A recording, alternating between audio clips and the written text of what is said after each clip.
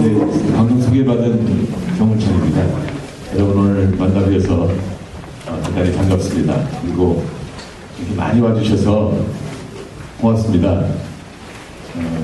정말 무중인 데서 많이 와주셔서 고맙습니다. 그리고 저를 초청해 주신 시민을 위한 정책연구원에도 감사를 드립니다. 저는 저희 어머니가 제 어릴 때 잔치집에서 부르더라도 3번 이상 간곡하게 부르지 않으면 가지 않는 것이네 이렇게 가르치셨는데, 정태근 의원이 뭐라고 부르실 때 첫 번에 오겠다고 했습니다.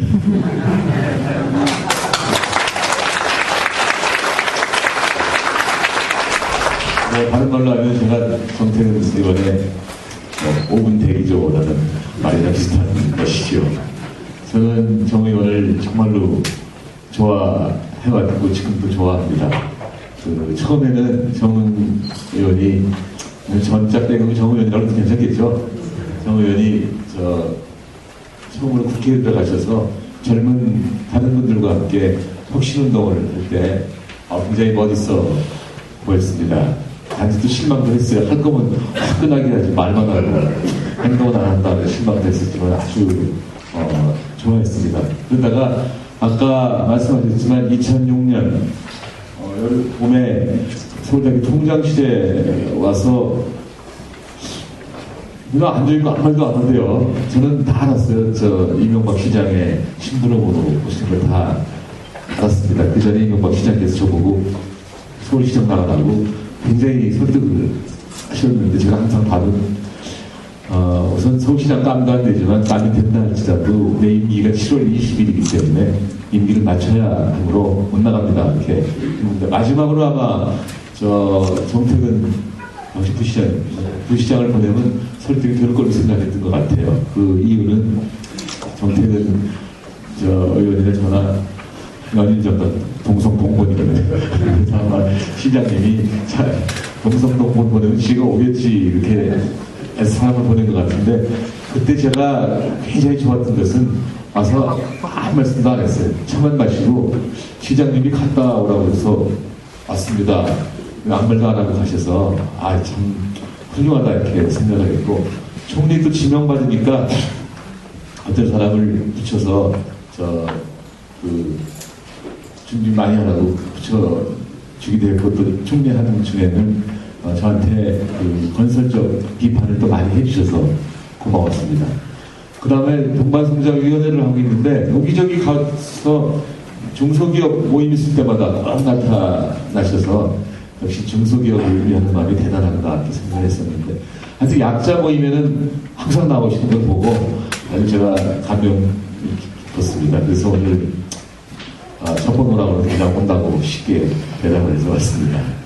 저는 사실 성북과하고는 인연이 있다면 굉장히 인연이 깊습니다.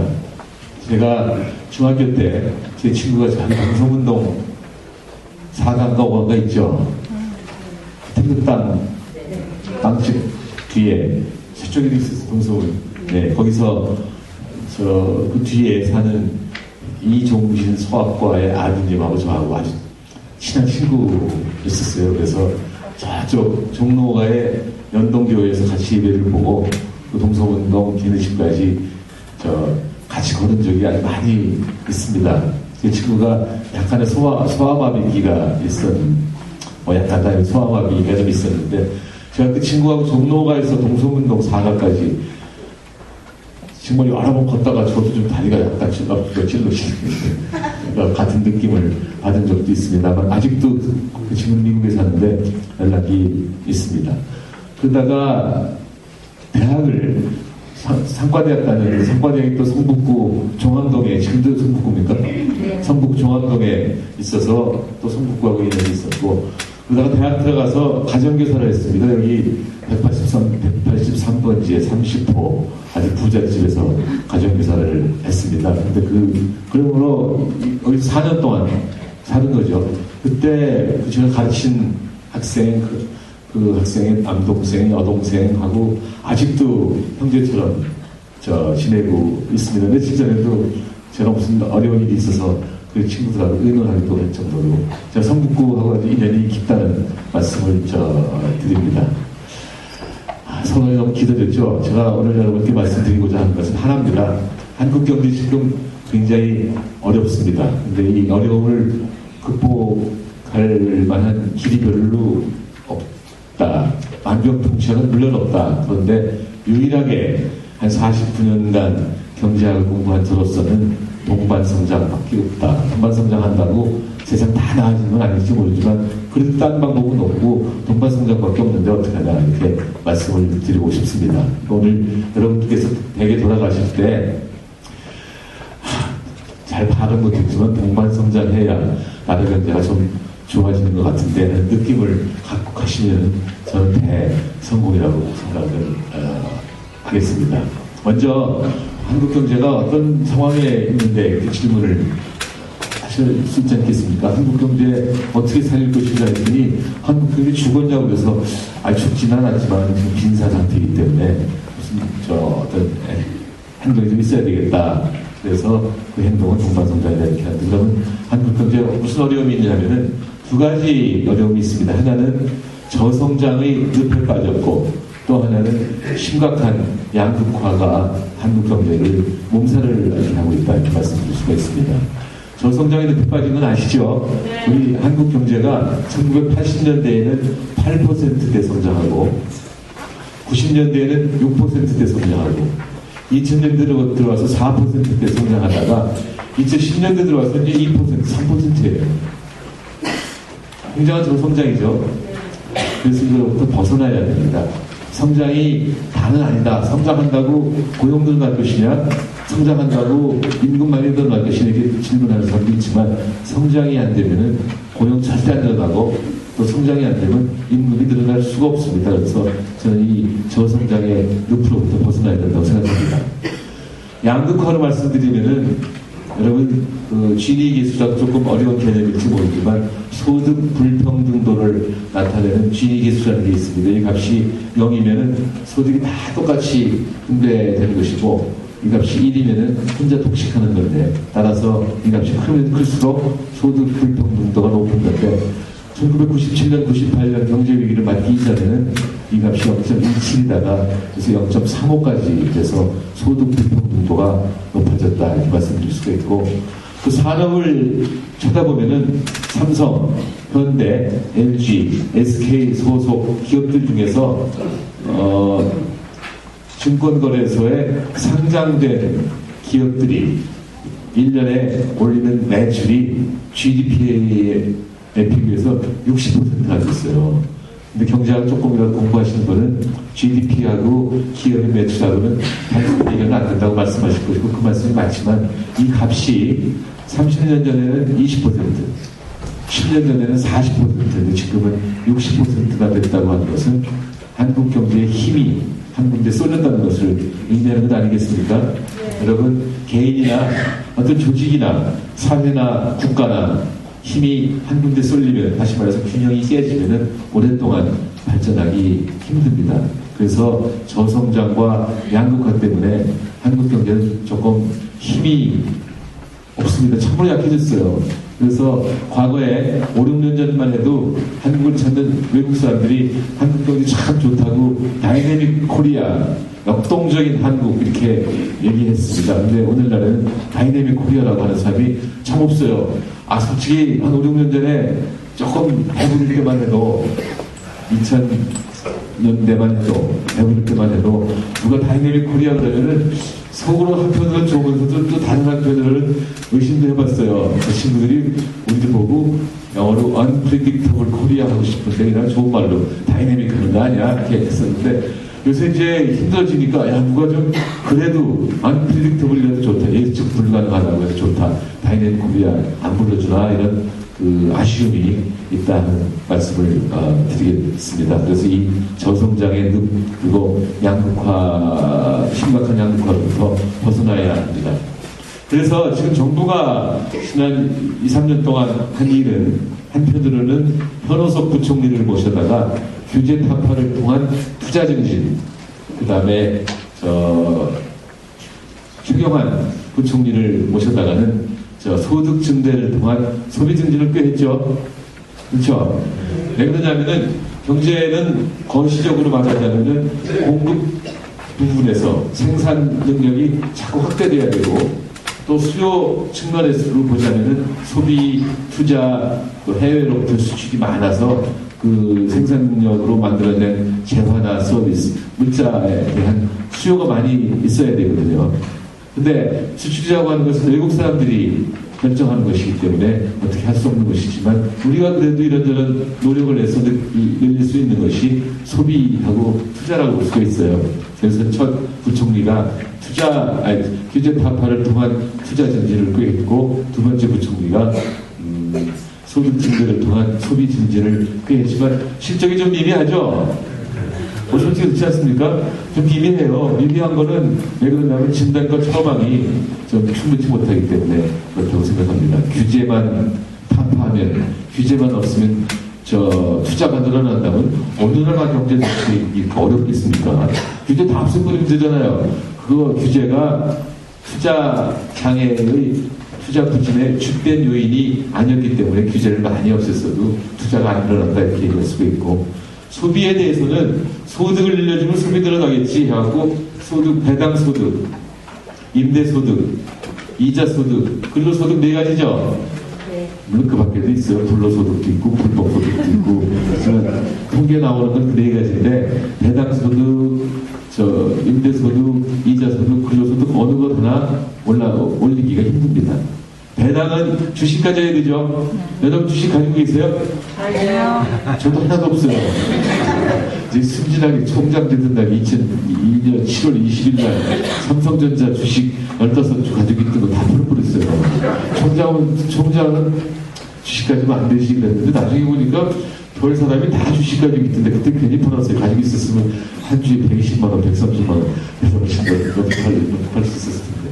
하여간 정부에서 사내 유보가 많은 기업, 이익이 많이 나는 기업들 보고 주식 배당 좀 하라, 주식 배당 좀 하라 안 그러는데 사내 유보 많고 이익 많은 여유 있는 기업들은 대개 외국인이 가지고 있거나 국내인이 가지고 있어도 기관 투자가 가지고 있기 때문에 개인들한테 배당을 잘 안 돌아갑니다. 그래서 개인의 배당소득이 늘어날 길이 많지 않고 임대소득은 땅을 금방 늘릴 수가 있어요. 집을 금방 늘릴 수가 있어요. 늘리는데 한계가 있겠죠. 그 다음에 이자소득은 자꾸 내려만 갔죠. 근로소득밖에 없는데 근로소득 시간 최저임금제를 올려준다든지 정규직으로 바꿔준다든지 하는 방법도 있지만 하여간 기업이 임금을 좀 올려줘야 되는데 여러분 여기서 기업 경영해 보신 분도 계시겠지만 이런 말이 있어요. 임금의 하방 경직성. 한번 올리면 안 내려간다. 제가 제일 좋아하는 미국 경제학자가 케인스라는 사람이 있습니다. 일반 이론을 쓴 분인데 그분의 책 1페이지에 자본주의 경제에서 움직일 수 없는 철칙, 임금의 하방 경직성이다. 그래서 기업들이 임금을 잘 올려준다. 마음이 나빠서가 아니라 올해 사내 유보도 좀 있고 이익도 많이 남아서 임금을 올려준다면 내년에는 어떻게 할 것인가? 내년에 이익이 안 올라가면 어떻게 할 거냐? 임금을 내리려고 할 거냐? 근로자들이 안 할 거다. 그래서 임금 올려주는 거를 주저한다 이런 말씀이죠. 그래서 소득을 올리더라도 소득을 올리기가 힘들고 소득이 올라가더라도 소비가 또 올라가기가 힘든 것이 지금 가계가 지고 있는 빚이 1130조나 되고 사회 분위기가 잘 아시다시피 굉장히 침체해 있기 때문에 소득이 좀 올라가도 소비가 올라가기 힘들 것이다 이렇게 얘기할 수가 있지 않겠습니까? 뭐 어떡하냐? 소비 틀린 것 같다. 투자는 조금 다르게 접근해 볼까? 그래서 어떻게 접근할 수가 있냐면 투자 누가 하죠? 기업이 하는 거죠. 근데 지금까지 경제학자들이 기업 행태를 보고서 왜 이렇게 투자를 안 하나?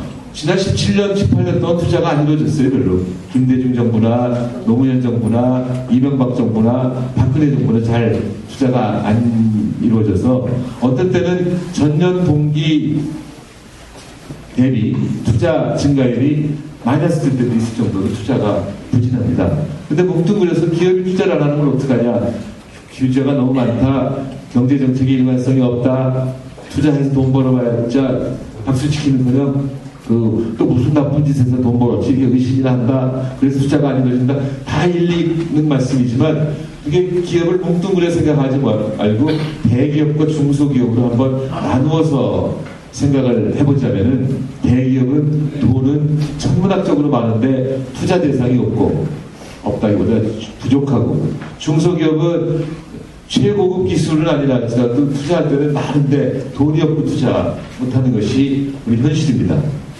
여러분, 대기업이 돈을 얼마나 많이 가지고 있냐, 가끔 신문에 나죠. 대기업들은 다시 말해서 10대 그룹에 속해 있는 대기업 중 증권거래소에 상장된 기업들이 가지고 있는 현금 또는 현금성 자산은 400조 내지 500조 원. 또 그들이 모아둔 사내 유보는 600조 원 내지 700조 원이라고 그러는데 저 안 믿었어요. 얼마나 큰 돈인지 모르지만 도저히 큰 돈 같다. 이거 기업들이 갖고 있을까 그랬는데 어느 날 정몽고 회장님이 한전부지를 갖다 10조에 산다고 그러고, 또 며칠 있다가 앞으로 3년 내에 83조 원 투자한다고 그러시고, 그래 3년 내에 93조 원 동원할 수 있으면 삼성은 바지저울인가 150조 있겠지, LG, SK는 뭐 돈 없을까. 그래서 400조, 500조 현금성 자산, 그리고 600조 내지 700조 사내이 맞는 말일지도 모르겠구나, 이렇게 생각을 했고, 실제로 통계가 이렇게 나와져 있습니다. 여러분, 100조 감 안 오죠? 1조 와요? 저는 경제를 49년이나 했어도 1조 감이 안 와요. 그래서 학생들한테 설명하려고 만들어낸 비유가 있어요. 1조가 얼마나 큰 돈이냐면은 예수님이나 부처님이 태어나서 그날부터 오늘까지 매일 하루도 걸리지 않고 100만 원씩 써도 1조 원 다 못 쓸 정도로 1조 큰 돈입니다. 그건 어쩌면 다 계산이기 때문에 금방금방 나오지만 하루에 100만 원씩 쓰면 1년에 얼마예요? 365일이니까 3억 6,500만 원. 동의하시죠? 네. 1000년이면 3,650억 원. 2000년이면 7,300억 원이죠. 2000년에 예수님 2015년 전에 2019년 전에 태어나셨으니 1조 쓰려면 아직 멀었죠. 부처님 아마 금년이 불기 2560년 정도 되지 않았나. 그렇게 되니까 부처님도 1조 쓰려면 아직 멀었는데, 그것을 4,500배 현금 6,700배 사내유보를 갖고 있는데 투자를 안 하는 이유는 뭘까요? 규제가 많아서 투자 안 하는 이유도 되지만, 현재로서는 규제 풀어봤자 덕성여고 앞에 콧대 짓는 것밖에 별로 없어요. 이 중요한 투자가 늘어날 리가 없는 것은 투자 대상이었기 때문인데, 이렇게 말하면 또 사람들이 질문합니다. 아니, 한국의 연구 및 개발 지출 R&D, 리서치하고 디벨롭먼트 세계 5등이고 GDP하고 비교해서 세계 1등이라는데 무슨 핵심 첨단 기술이 없냐, 투자 대상이 없냐. 투자 대상, 첨단 핵심 기술이나 투자 대상이 된다고 치자. 근데 연구 및 개발 지출이 만약에 없느냐, 여기에 대한 대답은 제가 사실은 7, 8년, 10년 전인가 영국 런던에서 있었던 한국, 중국, 인도에서의 R&D에 관한 컨퍼런스를 갔었는데, 그 컨퍼런스에서 나온 결론 중에 하나가, 한국은 R&D 지출이 세계적으로 많지만 그 지출은 주로 D다. 개발에 지출하는 것이지 R, 연구에 하는 지출은 없다. 그래서 전국 금방곡곡 가보면 다 삐까번쩍한 공장은 많지만 본격적인 리서치, 본격적인 연구는 없어서 사실 핵심 첨단 기술이 없고, 그 연구라는 것조차도 R도 리서치라기보다는 오히려 리파이먼트다. 우리말로 번역하기 좀 힘들지만 refine, 뭔가 좀 세련되게 남이 만들어 놓은 기술에 약간 덧붙여서 하는 거다. 반도체도 그렇고 휴대폰도 그렇다. 그런 얘기를 7, 8년 전에 들었는데, 그 후로 계속 한국 경제를 관찰하는 외국 경제학자들의 견해가 그렇습니다. 그래서 이 문제를 해결하려면, 대기업이 투자를 본격적으로 하려면 R에서 D로의 방향전환, 또 R도 리파이먼트에서 리서치의 방향전환이 이루어져야 되는데, 하루아침에 안 되겠죠? 네. 시간이 필요하지 않습니까? 근데 지금 우리가 겪고 있는 저성장과 양극화는 급박한 문제잖아요. 네. 그래서 이거를 어떻게 하면 좋을까 해서 제가 벌써 4, 5년 전에, 거의 5년 전에 제가 제안한 것이, 중소기업은 좀 다른데, 중소기업은 투자 대상은 많은데 돈이 없는데, 어떻게 할까? 돈이 가도록 하면 좋은데, 근데 돈이 가도록 하기가 쉬운가? 1960년대, 70년대에는 유망산업이 어디고, 유능기업인이 누구고를 알 수가 있었어요. 경제가 작고 단순했기 때문에. 뿐만 아니라 돈을 쉽게 거둘 수가 있었어요. 민주 국가가 아니잖아요. 근데 정부가 세금 걷어도 누가 불만도 말 못했고, 한국은행 보고 돈 찍어오라고 다 찍어왔기 때문에 한국은행에서 돈 찍고 세금 거두어다가 유망산업의 유능기업인한테 나눠줬고, 거기서 여태까지 성공한 사람은 재벌됐고, 성공하지 못한 사람은 경쟁에서 사라졌다. 이렇게 말해도 틀림이 없을 겁니다. 근데 오늘날은 조세 저항이 심해요. 민주국가인데 변화되지 않겠습니까? 세금 걷기 쉽지 않고, 한국은행이 독립돼서 돈 찍어내기 쉽지 않고, 돈도 찍어내고 세금도 걷었다 치더라도 경제가 크고 복잡해져서 유망산업이 누구고 유능기업인이 유망산업이 어디고 유능기업인이 누구인지 알기 힘들게 됐습니다. 동의하시죠? 네. 제가 가끔 이메일을 받아요, 고등학생들한테. 저는 어느 고등학교 2학년 누군데요. 앞으로 5년 후 10년 후에 유망산업은 어딘지 가르쳐 주십시오. 그리고 제가 어느 학과에 진학하는 게 좋은지도 가르쳐 주십시오. 저 딱 두 문장으로 모릅니다. 미안합니다. 그래서 끝나면 편할 텐데 또 와요. 서울대학교 총장이셨잖아요. 답이 오면 모릅니다. 미안합니다. 서울대학 총장이라도 모른다고 할 수밖에 없습니다. 이렇게 대답을 하는데 현재 알 길이 없다는 말씀이죠. 그래서 대기업은 돈은 많은데 투자를 안 하니 대기업으로 흘러갈 돈이 아주 스무드하게 합법적으로 중소기업에 들어가도록 하는 방법 없을까 해서 제가 2011년 봄에 발표한 것이 초과이익 공유제, 중소기업 적합업종 선정, 그리고 중소기업 위주의 정부 발주였었어요. 혹시 기억하세요? 예. 초과이익이라고 하는 것은 10조를 목표했는데 17조가 남았다면은 그 10조가 초과이익이에요.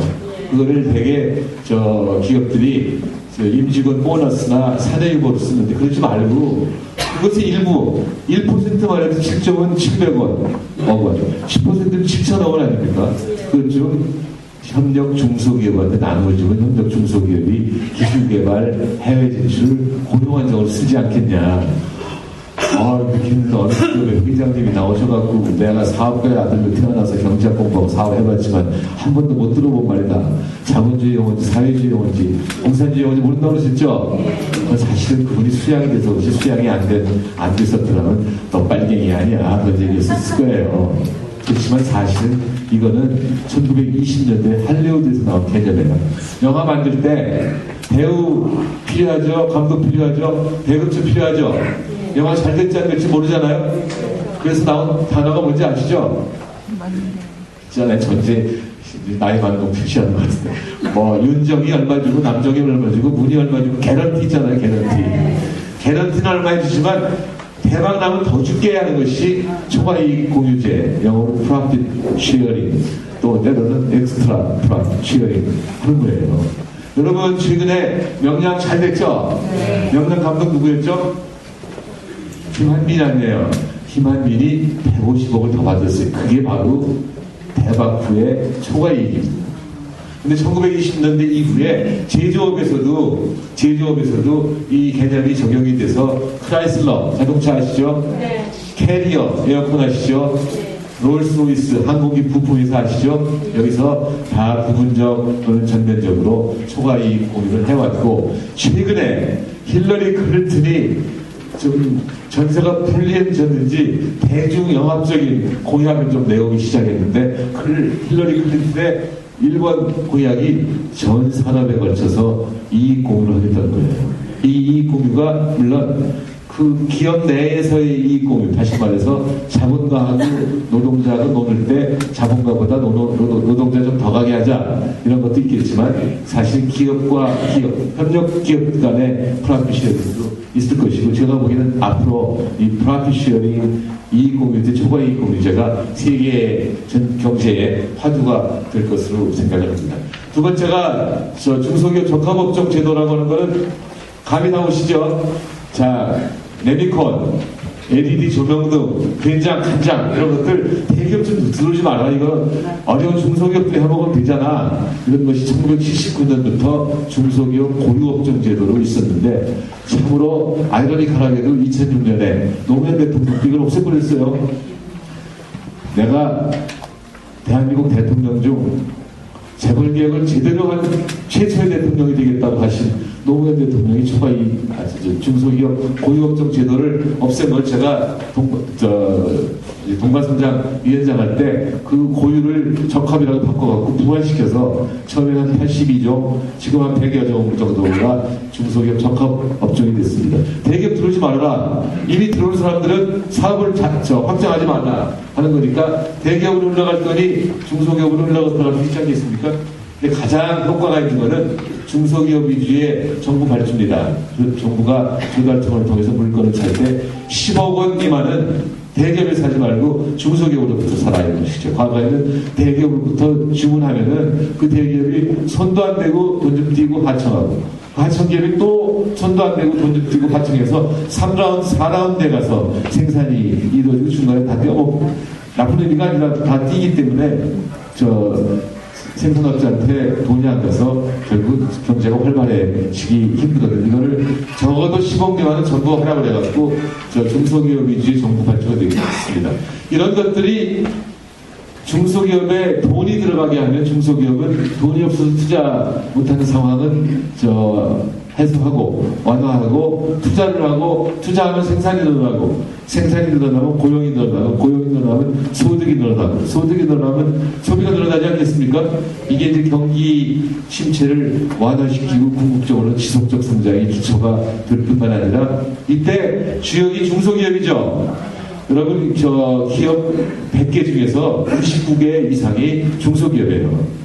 고용도 100명 중에서 88명, 89명이 중소기업 고용이기 때문에 중소기업이 활발해지면 세련되지 못했겠죠. 삼성전자처럼 세련은 안 될지 모르지만 많이 고용해갖고 투자를 하고 소득 늘고 하는 것이 경제를 활발하게 만들어주는 것이고 이게 바로 동반성장입니다. 중소기업도 좀 동반해서 성장하자. 여러분들 다 여인을 가지고 계시면 한번 같이 펴볼까요? 한 페이지 하나 해보세요. 6페이지, 6페이지에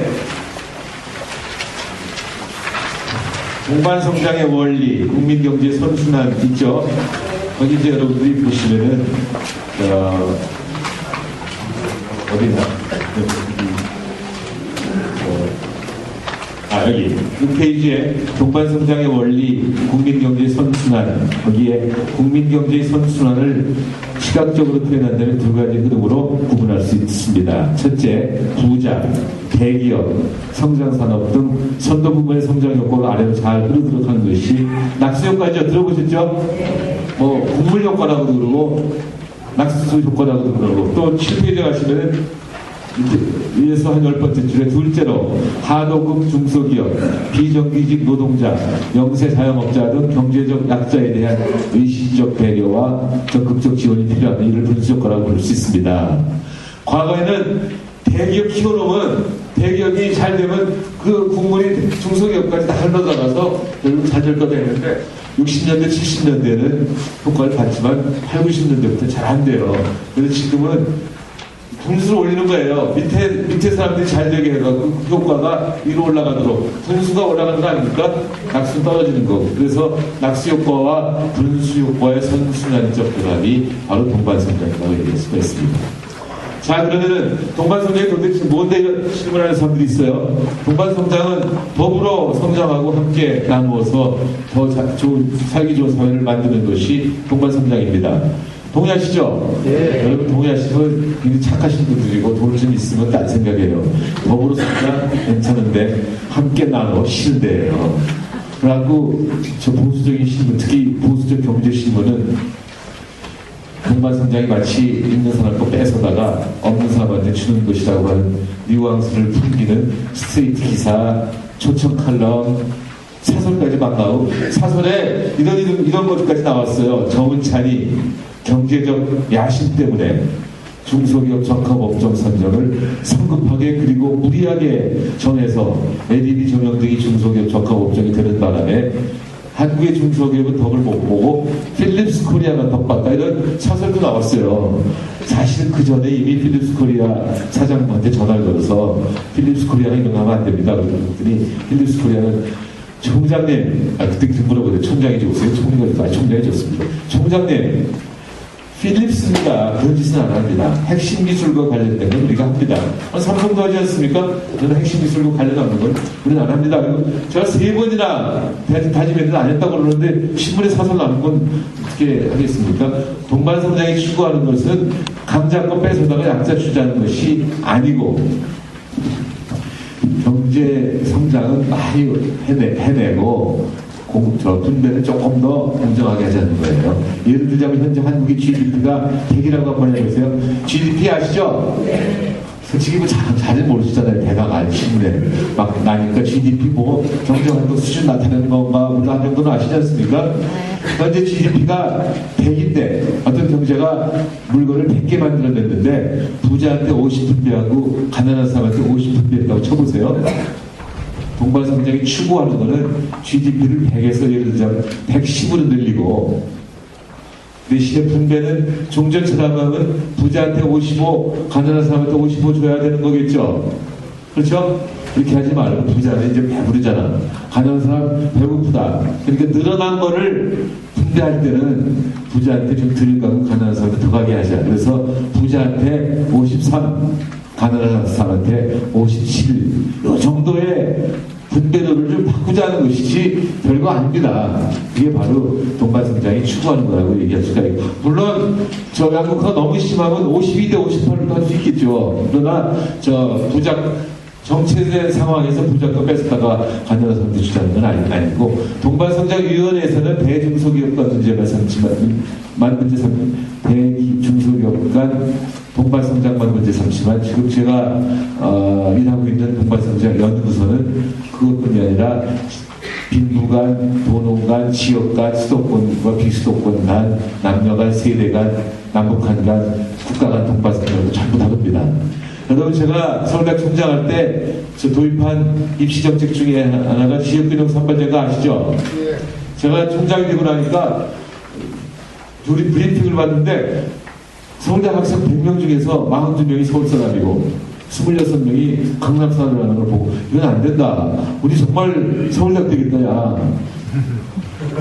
잘못하다 강남대학 되겠다. 안 된다 해갖고 골고루 들어오게 하려고 3,000명 뽑는데 1,000명은 전국에 아무것도 안 변한 교장 선생님들이 추천한 2~3명, 그 중에서 1,000명 뽑고 2,000명은 뭐 고대나 이런 데서 일반적으로 뽑자는 것이 지역균형 선발제였는데 그 결과가 좋습니다. 그전에는 서울대학에 학생을 하나라도 보내는 고등학교가 600몇 개였어요. 지금은 900몇 개 됐으니까 일단 성공했죠. 그 학생들이 첫 해에는 공부 좀 못하지만 4년 취업할 때는 더 잘하고, 남녀간 동반성장, 서울대학교 생기고 처음으로 제가 저 여성을 처장으로 모셨습니다. 황우석 교수로 유명한 노정혜 교수를 연구처장으로, 또 중년의 위기라는 책도 유명한 이민아 교수를 학생처장으로 모셨죠. 그 다음에 저 개성공단은 남북한 간의 동반성장의 상징적 의미를 가진 것이 아니겠습니까?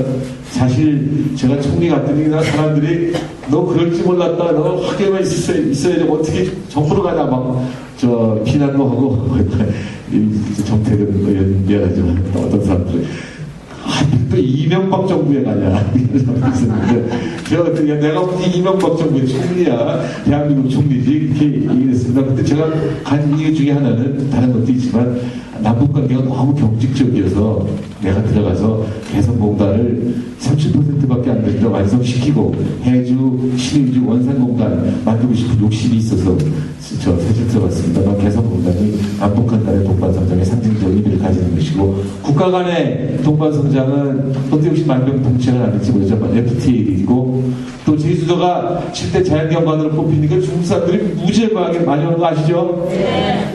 제가 중국 사람들 보고 오래 동안 많이 오라고 그랬어요. 지금 갑자기 다 오면은 제주도 꺼질까 봐 걱정이라고. 그런데 또 한국 사람들도 세계 7대 불가사의 하나로 뽑힌 만리장성이 많이 와요. 이것들 다 국가 간의 동반성장이라고 얘기할 수가 있죠. 자, 그럼 여러분, 제가 두 가지 토픽을 말씀드렸죠. 하나는, 두 번째는 동반성장이 무엇이냐. 첫 번째는 동반성장 왜 해야 되냐, 왜 하면 뭐가 좋냐. 이런 얘기했죠. 세 번째는 왜 제가 동반성장에 관심이 있느냐. 이걸 좀 말씀드려도 괜찮겠습니까? 네. 싫어하세요? 네. 싫어하면 넘기세요.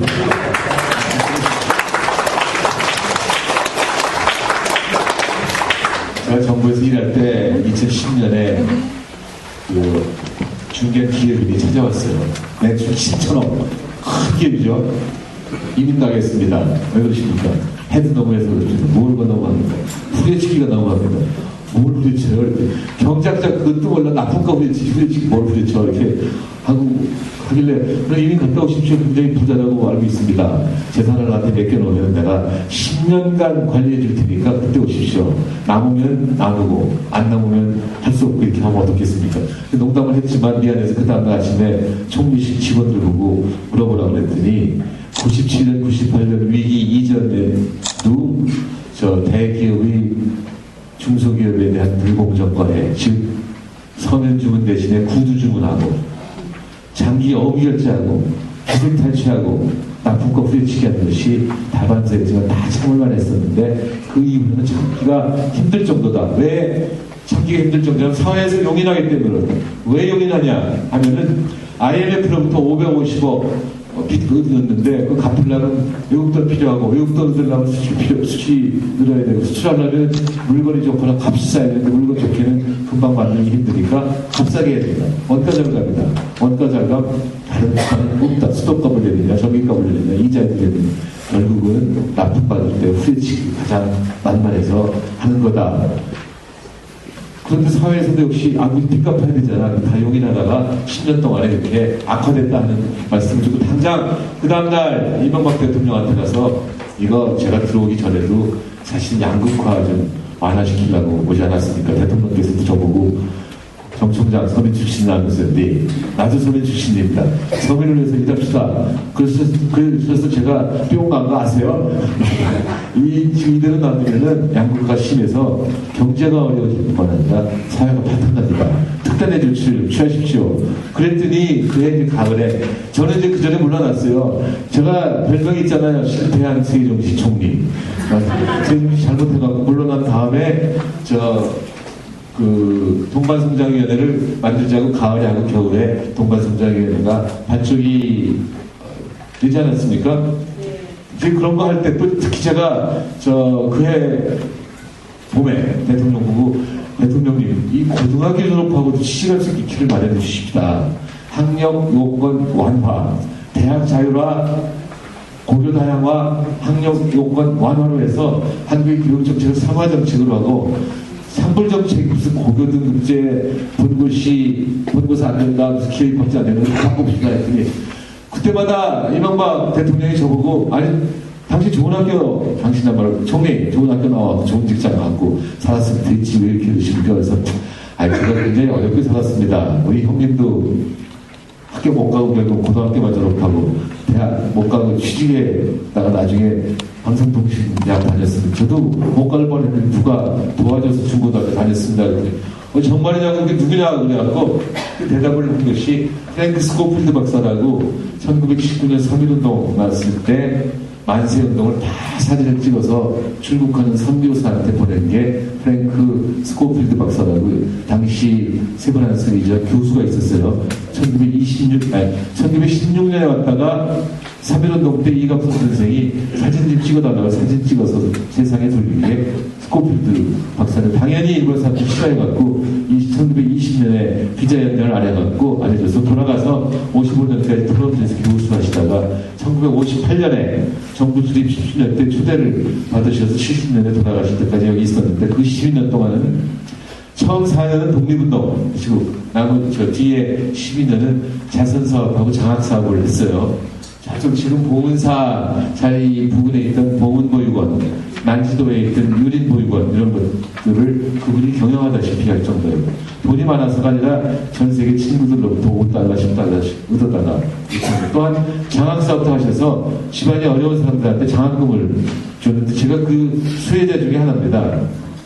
저는 저희 아버지가 초등학교 2학년 때 서울로 우리들을 다 이사시켜 놓고 한 1년 만에 돌아가셔갖고 초등학교 3학년부터 중3까지 7년 동안 점심 먹어본 적이 없어요. 우리 집은 밥 사는 도구인 도시락이라는 게 없었습니다. 아침에는 옥수수 가루로 만든 떡 먹고, 저녁에는 옥수수 가루로 만든 죽, 수제비, 보리밥 먹고, 1년에 쌀밥 먹는 날은 명절날, 생일날, 제삿날 정도 됐습니다. 그때 옥수수 가루가 미국에서 왔기 때문에 저는 절대로 반미를 할 수가 없습니다. 그냥 비판을 하시면.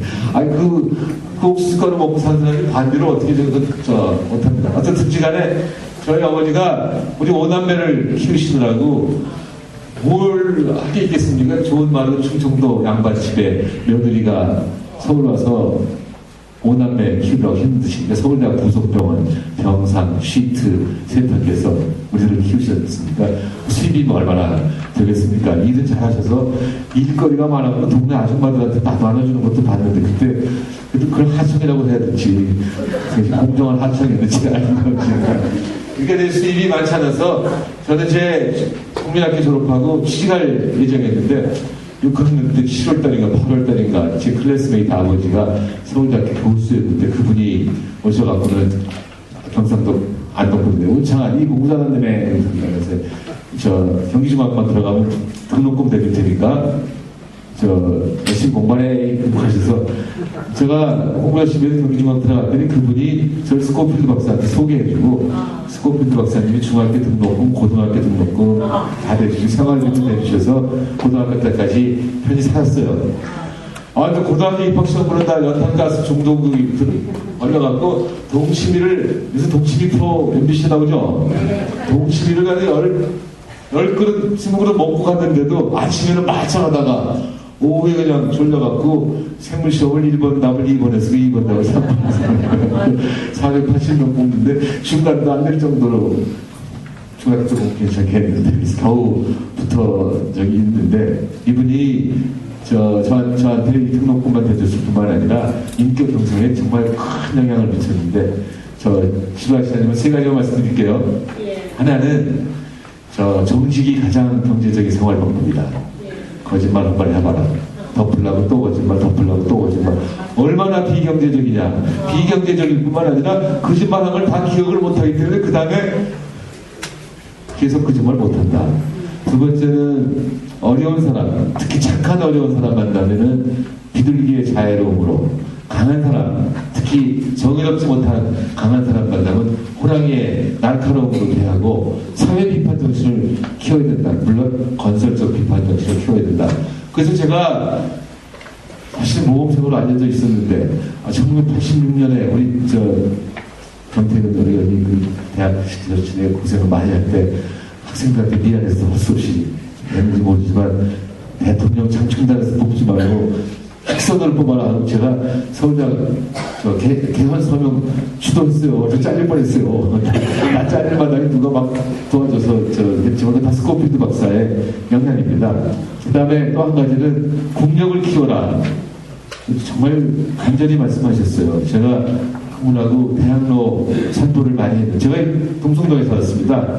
동성동에 저기 낙산동 2번 지자가 정말 빈민들 중에 빈민들에 살았는데 우리 그 할아버지하고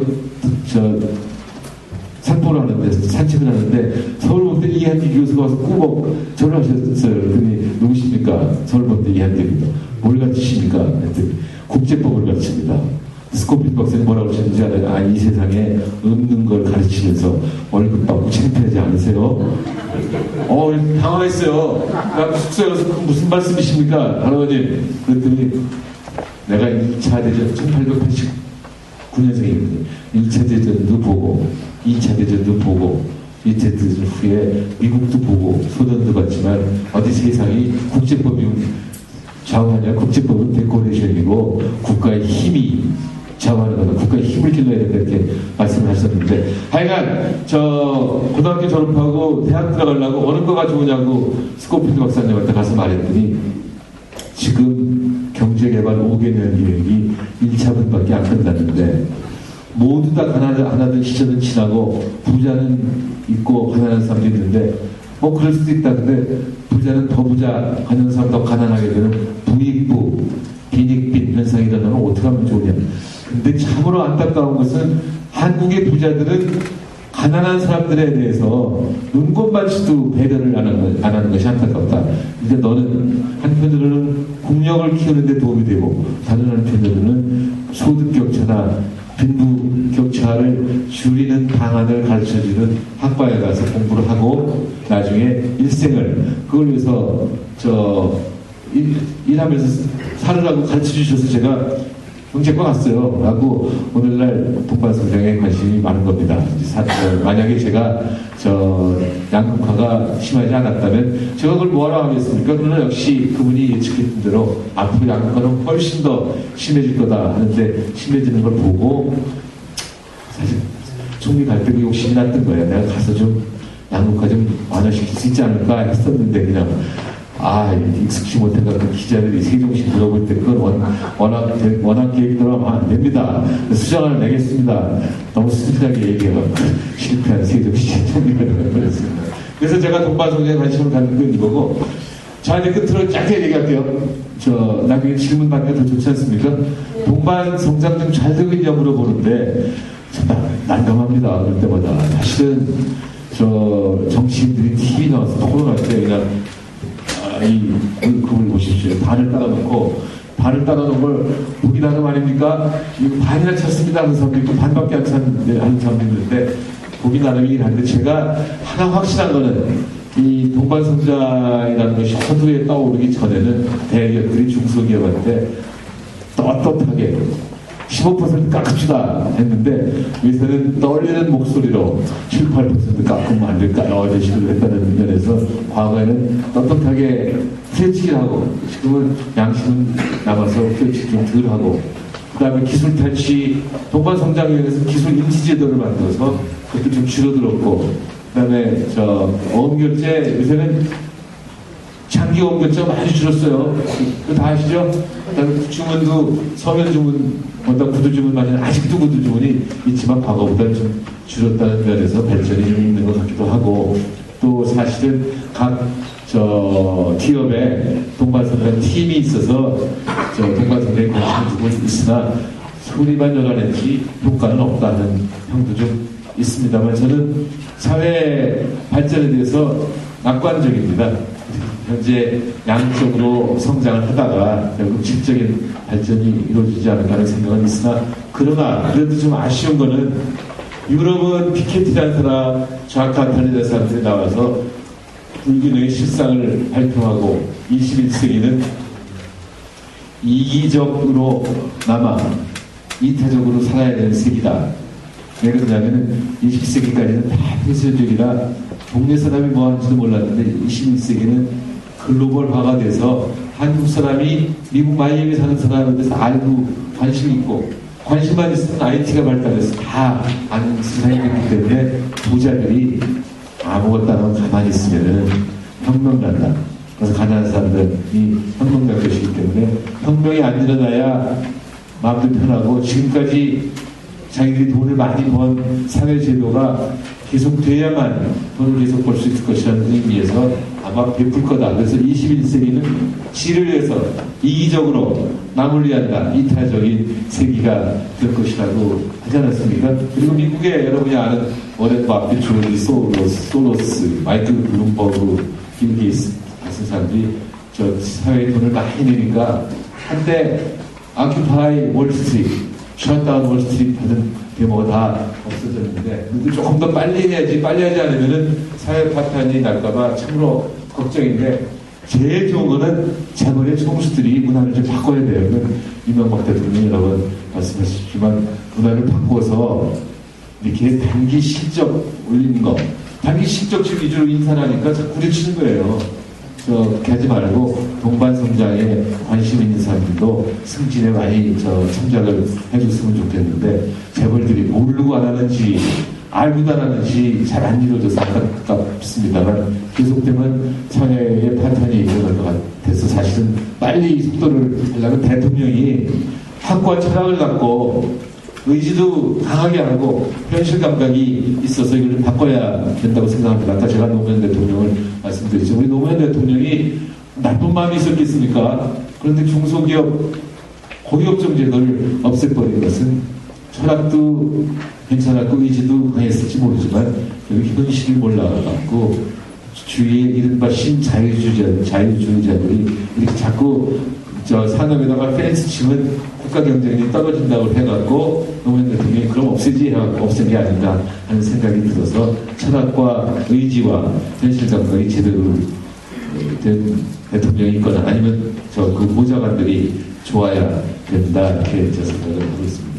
지루하신데 너무 오래 말씀을 드려서 저는 제 말씀 이것 정도로 끊고 혹시 질문 있으시면 제가 성실하게 답변 드리도록 하겠습니다. 고맙습니다.